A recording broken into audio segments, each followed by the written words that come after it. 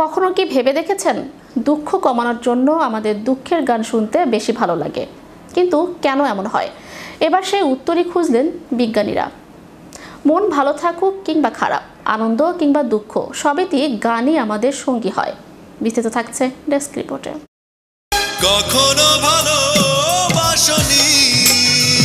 কখনো কি ভেবে দেখেছেন দুঃখ কমানোর জন্য আমাদের দুঃখের গান শুনতে বেশি ভালো লাগে, কিন্তু কেন এমন হয়? এবার সেই উত্তরই খুঁজলেন বিজ্ঞানীরা। ঈশ্বর কি তোমার আমার মিলন। মন ভালো থাকুক কিংবা খারাপ, আনন্দ কিংবা দুঃখ, সবেতেই গানই আমাদের সঙ্গী হয়। আসলে দুঃখ এড়ানোর চেষ্টা করলেও অনেকেরই দুঃখ বিলাসী হওয়ার প্রবণতা রয়েছে, আর আর্টের মাধ্যমে প্রকাশ করার সময় এই দুঃখ নামক বিশেষ আবেগটির এক অদ্ভুত আবেদন রয়েছে।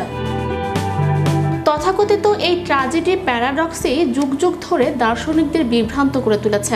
এক্ষেত্রে অনুমান করা হয় যে ট্র্যাজেডি প্যারাডক্সের উদ্ভব হয়েছে শুধুমাত্র বিষণ্ণ সুরের নান্দনিক আবেদনের কারণেই।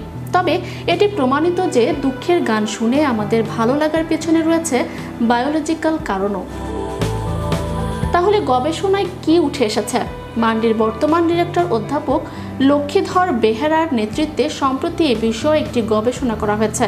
এ প্রসঙ্গে তিনি বলেন, কোনো খারাপ পরিস্থিতি অথবা স্মৃতির মধ্যেই দুঃখের গান শুনলে মস্তিষ্ক কিভাবে প্রতিক্রিয়া জানায় সে বিষয়ে আমরা উত্তর খুঁজে বের করতে চেয়েছিলাম, যার জন্য গবেষকরা বিভিন্ন পরিস্থিতিতে 20 জন মানুষের মস্তিষ্কের কার্যকলাপ দেখার জন্য ইলেকট্রোএনসেফালোগ্রাফি ব্যবহার করেছিলেন।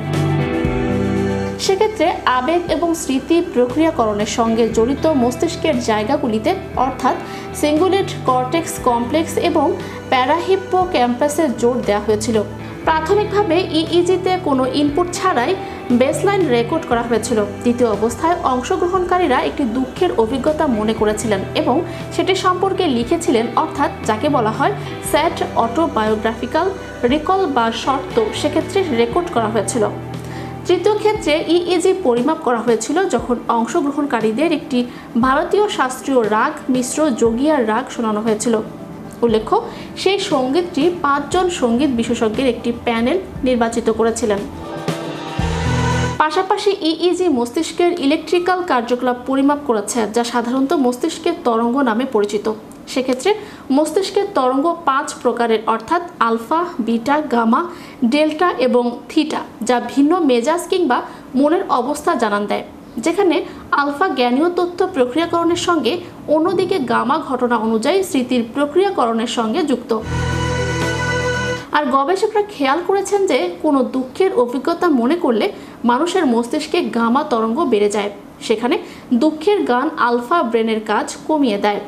সব মিলিয়ে গান যে আমাদের আবেগ এবং জ্ঞানীয় ক্ষমতায় প্রভাব ফেলতে পারে সেই বিষয়টি পরিষ্কার, যদিও সঙ্গীতের সঙ্গে পুরোপুরি মস্তিষ্কের সম্পর্ক বোঝার জন্য আরও গবেষণার প্রয়োজন আছে বলেই মনে করেন বিজ্ঞানীরা।